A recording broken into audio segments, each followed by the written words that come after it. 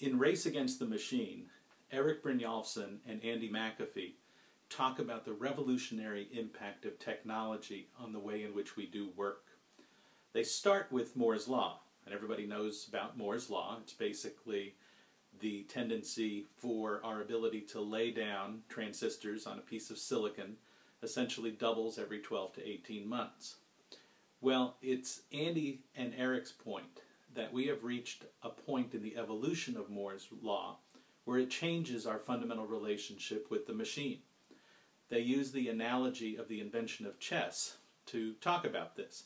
And the way that fable works is that supposedly the guy who invented chess brought it to the emperor. The emperor was so impressed with this invention that he basically said, "I'll give you anything." And so the inventor, being a fairly wily character, said, "This is what I'd like.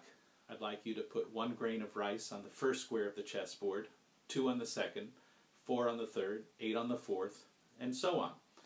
Well, when you get halfway through the chessboard, you have a pretty big pile of rice. It's about the pile of rice that's equal to like a large field would produce in an entire year. But it's in the second half of the chessboard that things get really, really interesting. It's in the second half of the chessboard that things scale to massive proportions. As a matter of fact, when you get to the end, it's a pile of rice that's equal to the size of Mount Everest. And you start thinking about that and thinking about it in the context of Moore's Law. And what Erik and Andy do in the book is make the case that we are in the second half of that chessboard with regards to Moore's Law. And when you're in the second half of that chessboard, all of a sudden tasks that we thought were the pure purview of people start being things that machines can do. Things like complex pattern recognition associated with something like driving a car, for example. We always thought that a machine could never do that. Well, Google has a car now that's driven for 1,000 miles without human intervention.